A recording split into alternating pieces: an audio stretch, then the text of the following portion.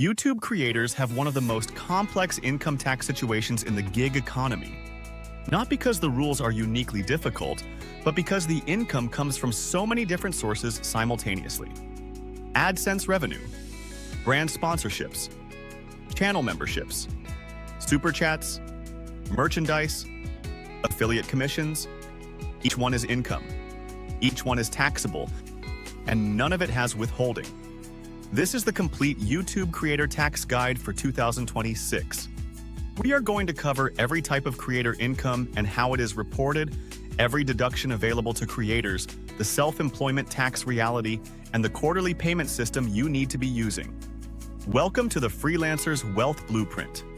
If you are monetizing content and want to understand your financial picture, subscribe.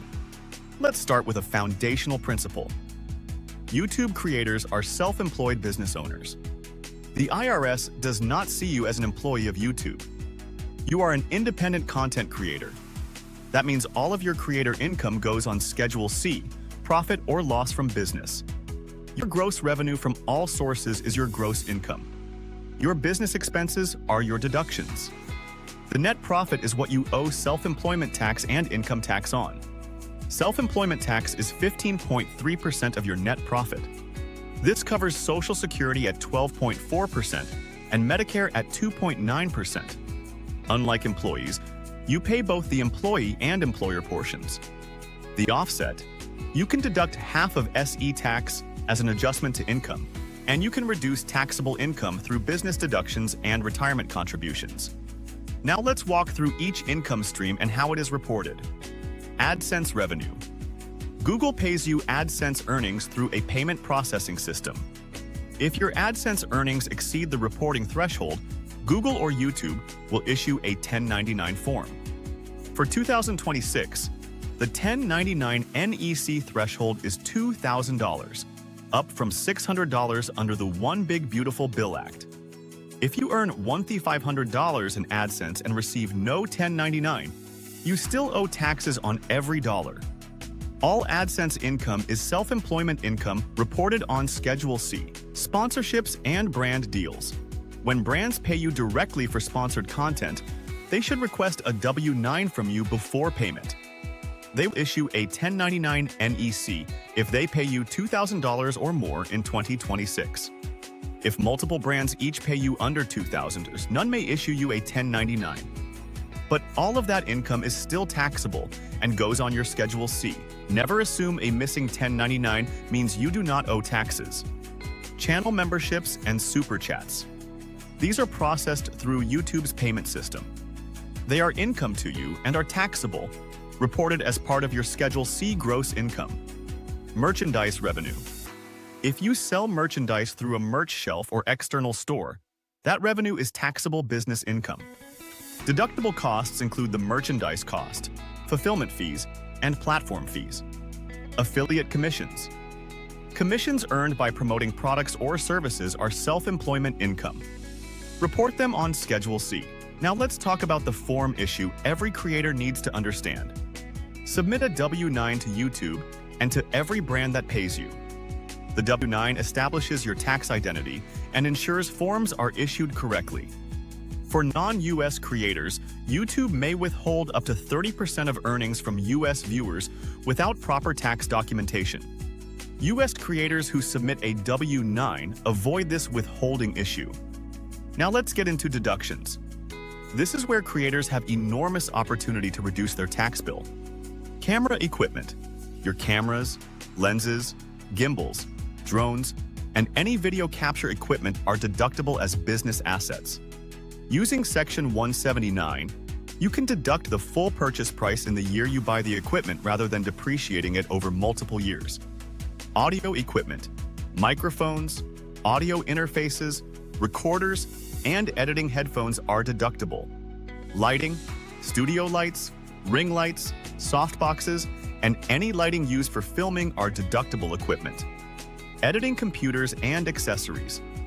Your editing workstation, laptop, external drives, and RAM upgrades for editing are deductible.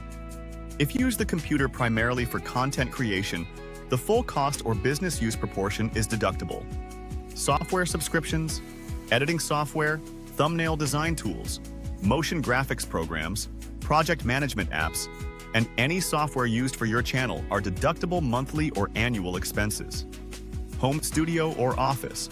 If you have a dedicated filming or editing space in your home used exclusively and regularly for content creation, the home office deduction applies. The simplified method allows $5 per square foot up to 300 square feet. The regular method uses actual costs proportional to the space. Internet.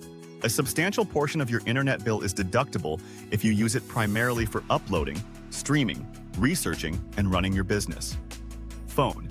The business use portion of your cell phone plan is deductible. Props, costumes, and set decoration. Items purchased specifically to appear in your videos and not kept for personal use are deductible. Music and stock footage licensing. If you pay for background music licenses or stock footage used in your videos, those are deductible. Travel for content creation. If you travel specifically to film content, those travel expenses including transportation, lodging, and meals at 50% are deductible as business expenses. The travel must be primarily for business purposes. Education. Courses on video production, editing, audience building, and any training related to improving your channel are deductible professional development expenses. Advertising and promotion.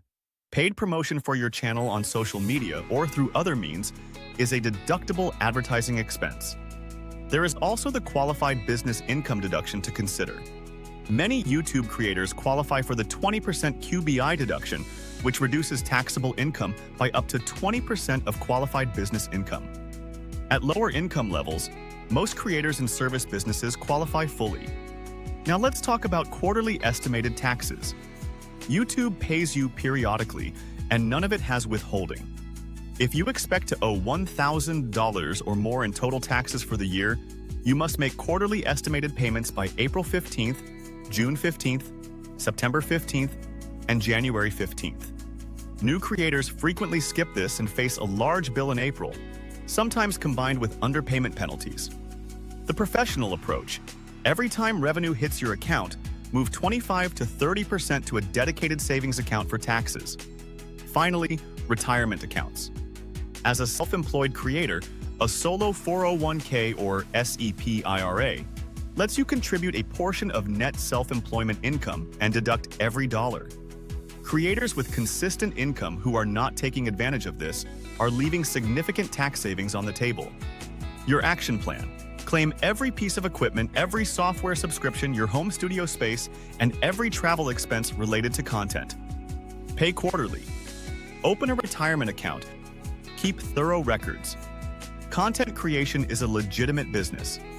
Tax it like one, and you will keep substantially more of what you earn. Subscribe for more creator and freelance financial guides. See you in the next one. This content is for educational purposes only and does not constitute tax advice. Consult a qualified tax professional for guidance specific to your situation.